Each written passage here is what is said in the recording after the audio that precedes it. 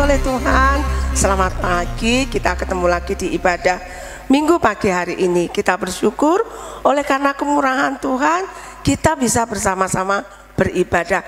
Mari sebelum beribadah kita berdoa, lipat tangan, tutup mata, tundukkan kepala, kita berdoa. Tuhan Yesus yang baik, terima kasih kalau pada pagi hari ini kami boleh kembali bersama-sama beribadah. Kami mengucap syukur kepada Tuhan untuk waktu dan kesempatan serta sarana yang Tuhan berikan. Tuhan, tolong kami untuk mengikuti ibadah dengan tertib, walaupun kami tidak bersama-sama dengan teman-teman kami. Kami percaya Tuhan hadir di tengah-tengah kami, Tuhan memimpin kami.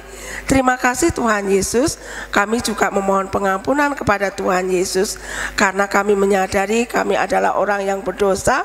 Seringkali apa yang kami lakukan tidak berkenan di hadapan Tuhan. Kami bersyukur karena Tuhan bersedia mengampuni dosa-dosa kami. Terima kasih Tuhan, dalam nama Tuhan Yesus kami berdoa, amin. Nah, anak-anak yang dikasih oleh Tuhan, kita bersyukur kepada Tuhan karena Tuhan sudah baik sama kita. Selama sepekan anak-anak sudah mengikuti ujian PAS, bisa selesai. Semua itu karena pertolongan Tuhan. Mari kita bersama-sama akan memuji Tuhan karena kebaikannya kepada kita dengan pujian Tuhan Yesus baik. Anak-anak berdiri, kita bernyanyi dengan bertepuk tangannya. Kita bernyanyi dengan bersemangat.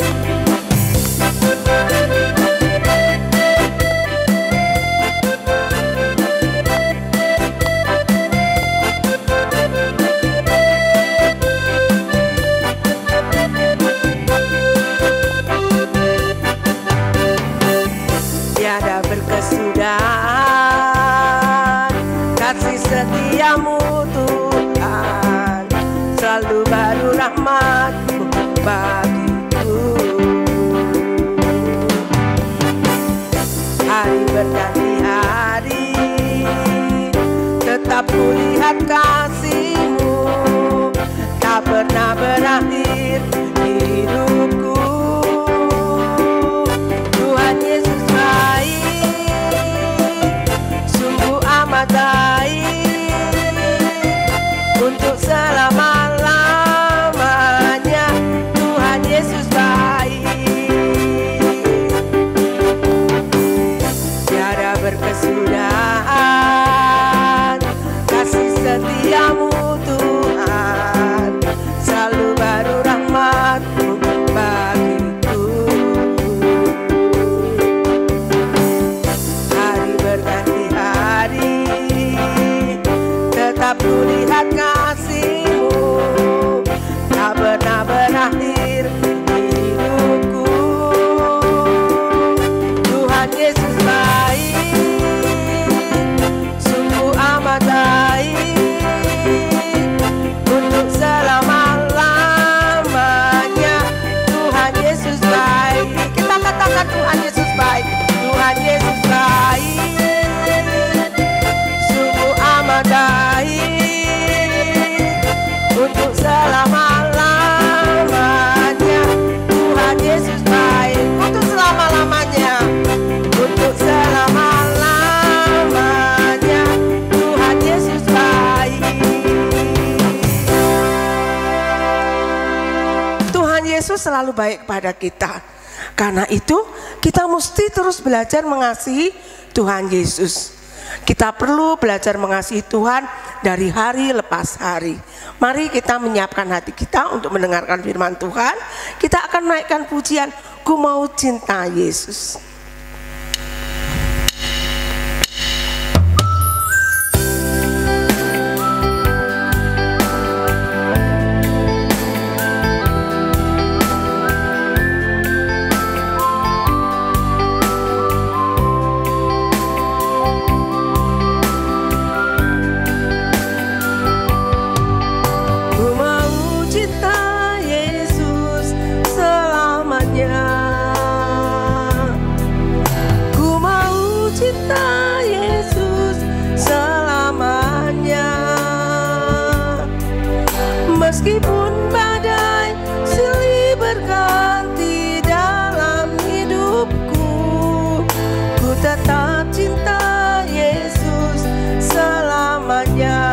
aku mau cinta Yesus.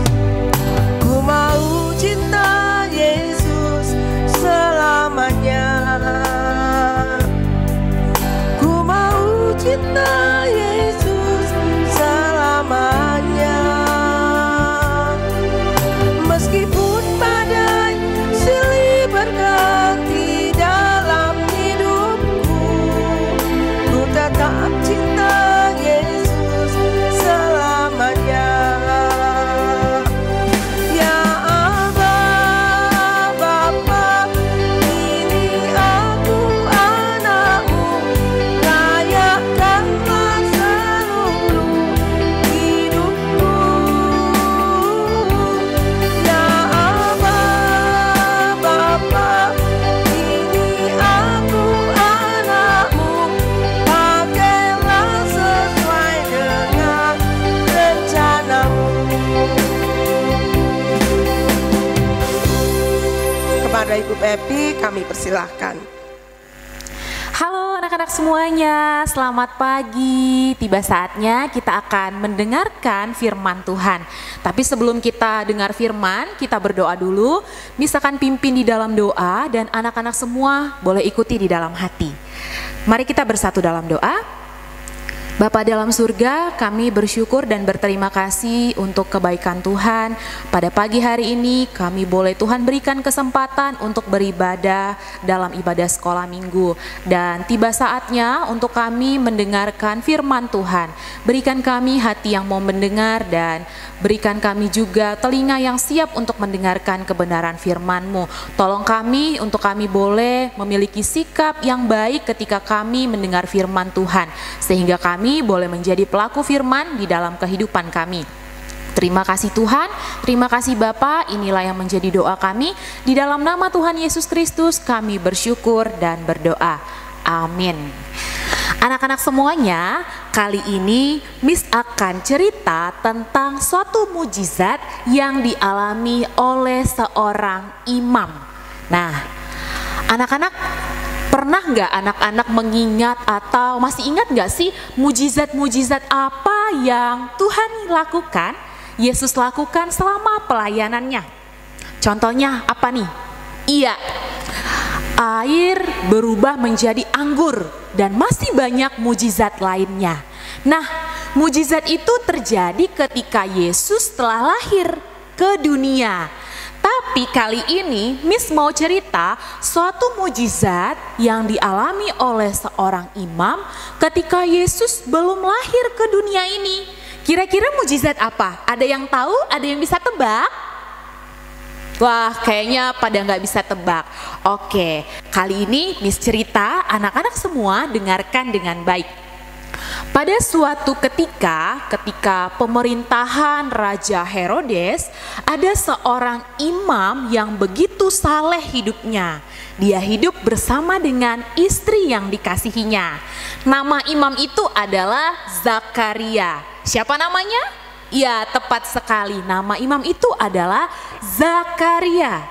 Dia hidup bersama dengan istrinya yang bernama Ibu Elisabet. Nah, Zakaria dengan Elisabet hidupnya begitu saleh di hadapan Allah. Mereka tidak bercela.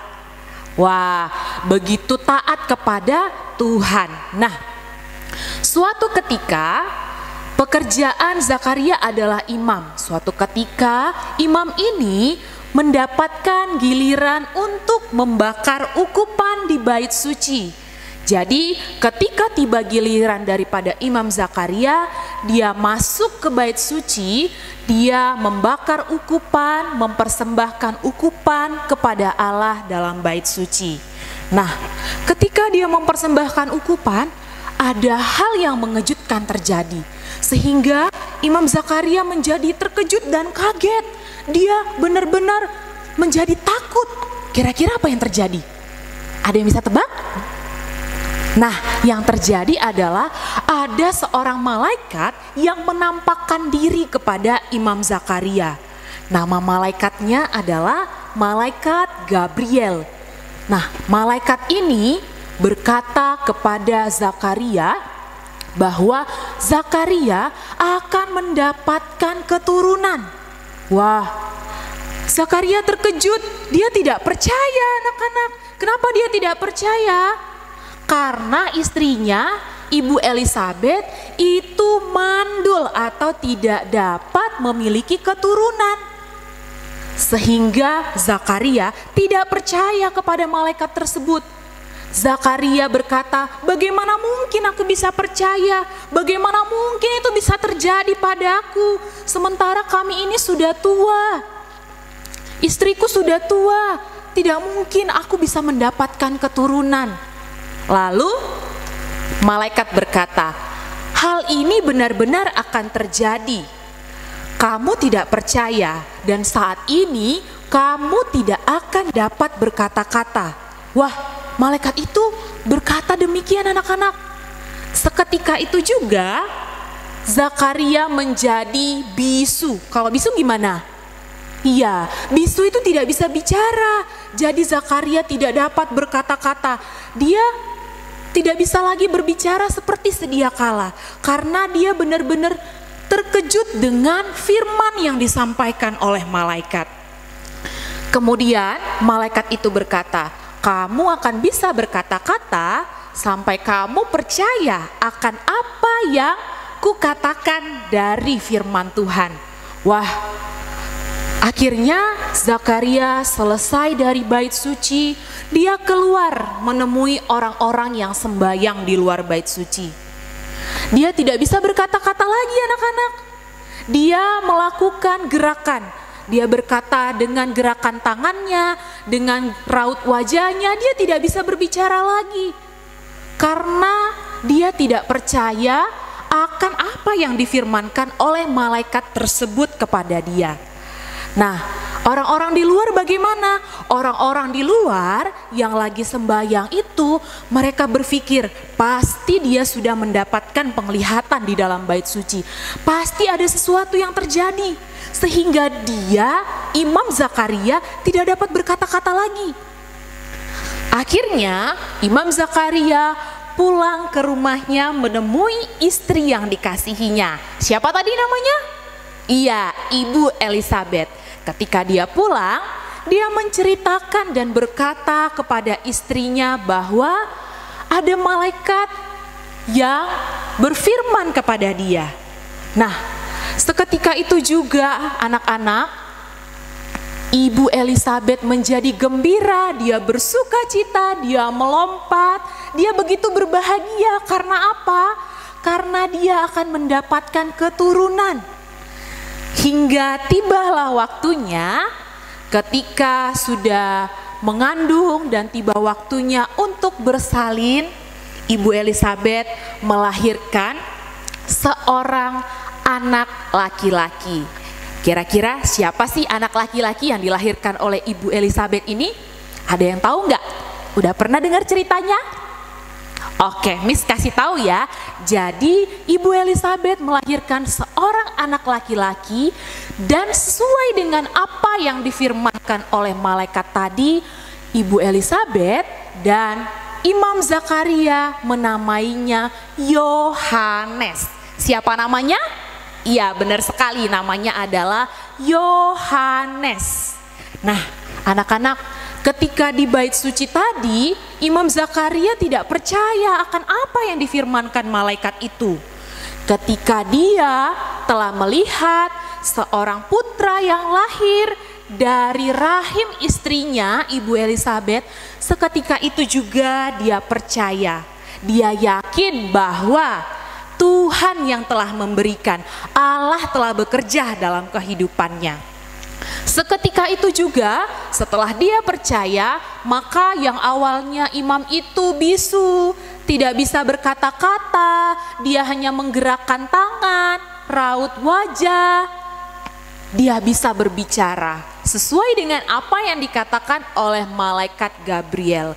Ketika imam itu percaya bahwa itu adalah mujizat dari Tuhan, Tuhan telah memberi kepada Ibu Elisabet dan juga Imam Zakaria seorang putra, maka terbukalah lidah daripada Imam Zakaria. Dia bisa berbicara dan dia memuji Allah dengan bersorak-sorak. Wah, hebat gak perbuatan Allah di dalam hidup Imam Zakaria? Hebat dong, seorang ibu yang mandul, tidak bisa memiliki keturunan, tapi Tuhan memberikan anugerah yang luar biasa.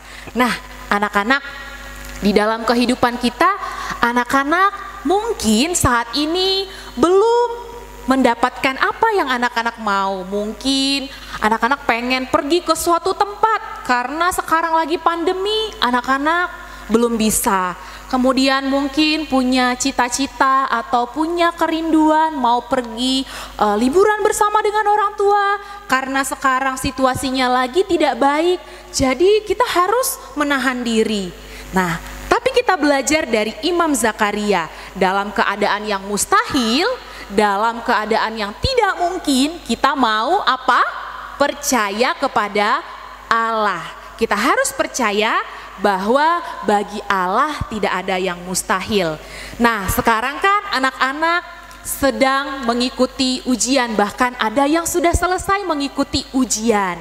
Nah, anak-anak harus percaya bahwa segala usaha yang kita lakukan pasti Tuhan berkati, pasti Tuhan akan menolong setiap prosesnya. Oke? Nah, demikian firman Tuhan yang Miss sampaikan kepada kita hari ini. Kita mau belajar untuk percaya kepada Tuhan dengan sepenuh hati, karena bagi Tuhan tidak ada yang mustahil. Dari firman Tuhan ini, Miss mau memberikan satu ayat hafalan untuk kita semua di dalam Lukas 1 ayat 37. Dibuka Alkitabnya di dalam Lukas 1 ayat yang ke-37. Kita baca bersama-sama ya. Lukas 1 ayat 37, 1, 2, 3. Sebab bagi Allah tidak ada yang mustahil. Oke, sekali lagi ya. 1, 2, 3. Sebab bagi Allah tidak ada yang mustahil. Demikian firman Tuhan, mari kita kembali berdoa. Tuhan Yesus, terima kasih untuk firman Tuhan yang boleh kami dengarkan di pagi hari ini, yang mengajarkan kami untuk meneladani hidup Imam Zakaria dan juga Ibu Elizabeth yang hidup saleh di hadapan Tuhan, yang percaya akan kebaikan Tuhan di dalam hidup mereka. Tolong kami agar kami percaya, sebab bagi Tuhan tidak ada yang mustahil. Mampukan kami Tuhan untuk melakukan firman-Mu di dalam kehidupan kami. Terima kasih Tuhan, berkati setiap kami anak-anak sekolah minggu di dalam masa sekolah kami, di dalam masa tumbuh kembang kami. Biarlah kiranya Engkau Allah yang boleh menjagai kami dan memberkati kami, bahkan kedua orang tua kami, guru-guru kami, teman-teman kami juga boleh Tuhan berkati. Terima kasih Tuhan, ini yang menjadi doa dan syukur kami kepadamu. Di dalam nama Tuhan Yesus Kristus kami bersyukur dan berdoa. Amin. Oke, demikian ibadah sekolah minggu kita pada pagi hari ini. Miss ucapkan selamat hari Minggu, selamat melanjutkan aktivitas. Sampai jumpa di ibadah sekolah minggu berikutnya.